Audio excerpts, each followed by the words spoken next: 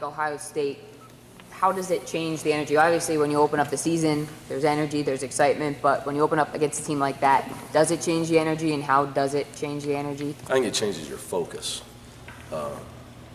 Just to beat quality teams, especially well-coached teams, which I'm not sure how good Ohio State will be this year because they have some different pieces. I'm sure they're going to be a lot better team in January. But one thing I know for a fact, they're extremely well-coached. That's the constant with what I know about Ohio State. So therefore, when you play against a really well-coached, high-major team, obviously in the opener, it heightens your focus. You have to eliminate mistakes early in your practice sessions. Your margin for error is a lot less. So, the things that you eventually have to get to be able to beat quality opponents, you just got to try to get there a lot sooner. But I don't know how realistic it is. I don't know on November, it was 7th we play. So I don't know on November 7th how clean either team's going to play. But I do know that it's going to make us both. When you play a well-coached team, I think it makes you better because you learn more about your team. They're going to find your weaknesses. It allows you to start a growth process. But obviously, you're trying to get a big win. I don't know, obviously, what you guys, different coaches do different things, but I think they scrimmaged Xavier the other day. Did you get a chance to talk to Coach Steele at all, or do you do that, or is that, I guess it's different for every coach, but that's did that maybe help of all the questions I've got. Is this my 13th year? Oh boy, what is it? Okay. All right. Let's just think about this. If you okay, all right. Do you really think that Brendel's holding his breath. Okay, there were some all right. Okay, that's good. Okay. Okay, all right. Okay, next question. Next question. Okay, next question. I owe you lunch for that. Okay, next question. Is there a realistic timetable Brendel's going to Here's what I want you to do. No. I want you to call Travis. You want me to? And see how much he wants to help the Bearcats. Okay, but you don't know what kind of relationship. I don't know what relationship. Okay, now I know. Is there a realistic point in the season where you can set an identity for your team? Obviously, you don't want to say identity, but from day one. Okay, what do you think that is for this team? Day one for 13 years around here. We try to be you got to be hard to beat. You can't be easily defeated. I think that any winning program at any level in any sport has those characteristics. You have to be hard to beat. You cannot be easily defeated, which means you have to be hard to score on, and you do not turn the ball over. And then when the ball is loose, whether it's on the floor or in the air, you compete for it like a championship team. So I think if you look around, like in our sport, the teams that have continued success, whether it's Villanova or Gonzaga, teams that are not in Power 5 leagues, that maybe don't have all the accolades of some other teams, lottery picks of some other teams that win every year. They fight for the ball when it's on the floor or in the air, and they're not easily defeated. So I would think that that's also something you start from day one, and we're playing a team and a coach that stands for the exact same stuff. So that's why I think it's great that we're playing. Hopefully we can play for a long time. Scrape out a few wins here and there. It's great for basketball in Ohio, but I think it's definitely going to make us a better team.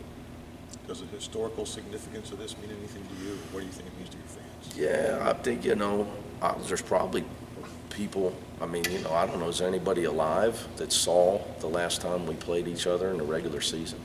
Oh, I am.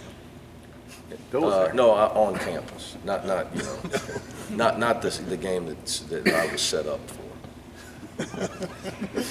Yeah, I saw that. Yeah, not that game. So it would have been 1921.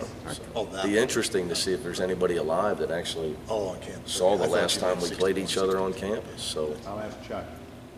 We'll ask Chuck Mayshock. So I'm sure there were people that never thought they'd see it in their lifetime. Yeah. So I think it's great.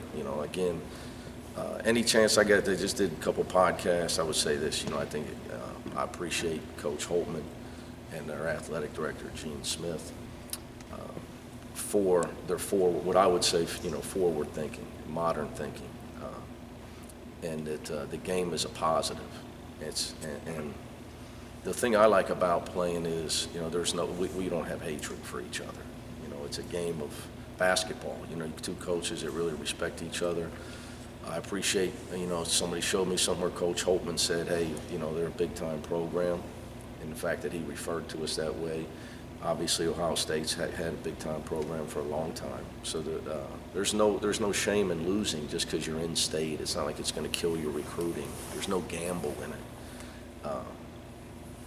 The days of don't play anybody else in state because I think that all that stuff's over with.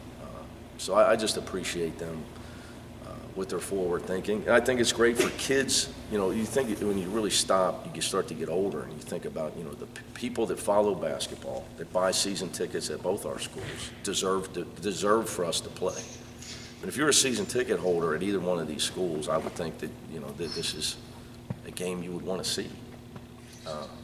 If you're paying the money that people pay now with seat licenses for tickets and all the above that goes into getting good seats. So I think it's just great, but I appreciate the fact that they obviously, with Coach Holtman's arrival, changed their stance. And you were part of this kind of series with Louisville and Kentucky. Could this be the same thing? Absolutely. I think it's obviously a chance that, to get the eyes of the basketball world on both of your universities, in particular your basketball programs. It's great. It's great for us. Obviously, in our state, football can tend to dominate the amateur landscape at times. So I think it can only evolve. And I think Coach Holtman's recruiting extremely well, so they're only going to get better. You weren't happy with a number of the things from the exhibition game last week. That's normal for me. How would you describe the team's response to this time? They have no choice. I don't know. It's so early. So you have to understand as a coach, you're frustrated with mistakes, but nothing that surprised me, to be honest with you. I think that when you have a team that is, everybody's in a different seat on the bus, and it's going to take time for them to realize there's a different level of responsibility that goes with sitting in that new seat. And I think Ohio State's very similar to us in that regard. And Jay Sean Tate was his dad played here. He's a good friend of mine. He's a warrior for them. Obviously, Bates Diop's a great player for them. Cam Williams had played a lot of minutes. They lost 3 guys, played the same amount of minutes as our big 3 did. So you have all these guys now that have to play well, or their team's not going to win. So there's a difference between being on a team and being the reason your team wins, that you have that, now bear that responsibility. And it's you can talk all you want in practice. I think experience is the only thing going to change it. I'm going to get frustrated. It is what it is. Because you'd like to be able to say, well, okay, Nasir, you got to be this guy every day. It's a process of learning how to play 30 minutes a game, getting your wind, not hyperventilating because you're so nervous and with nervous excitement, not scared, but nervous excitement. How to not get cheap fouls that you could get when you were a guy coming in for Kyle Washington. So it's just experience is going to be really the only antidote that will work for that in the long term. So I'm going to have to. I'm the most experienced guy, so I'm going to have to do. It's harder as a coach when you have less experience, because you just got more nails to pound to get your house on solid footing, for lack of a better way. Kane Broom led you guys in scoring on last Thursday in the exhibition match. I know you talked a lot about Trayvon and Nazir getting bigger roles. What's your belief in the role that Kane Broom's going to play this year? Is it going to be similar or bigger than I'd like last for year? Kane Broom to play the role of senior leader that gives us tremendous intensity every game. And if he does that, his scoring will take care of itself. I think the biggest adjustment for Kane is real simple. Being highly intense at all times. It's almost like for him, it's a personality change. you can't, it's a lot harder to score points at the highest level when he was really playing at the lowest level of Division I. So for him, it's an intensity factor of trying to be a dominant player at his best, exerting all his energy all the time. If he does that, he'll be fine with the scoring. If he doesn't, he'll be inconsistent. Talked a lot about turnovers and rim protection. Is there Yeah. anything specific to Ohio State coming up that you also feel will be key to that matchup? Defensive rebounding. Defensive rebounding. Coach Holtman's teams, I say this with all respect, they play really hard. And obviously, I played him twice at Butler. He had some veteran guys, and, you know, Schrabbit's one of my favorite players to ever watch. Roosevelt Jones and those kind of guys, but they're going to play hard. They're going to go after the ball really hard. Our rebounding, our defensive rebounding is an area where we were in the middle of the pack last year.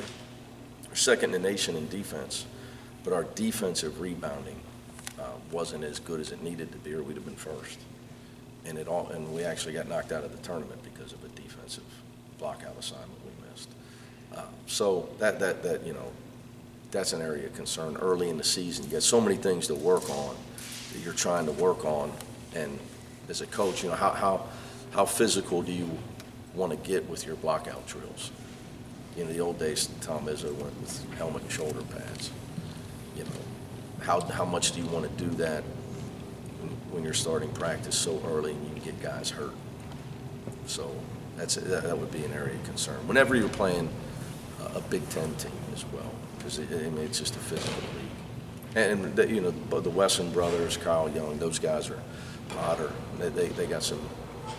Those guys are all returning players. Their frontline guys are all returning players.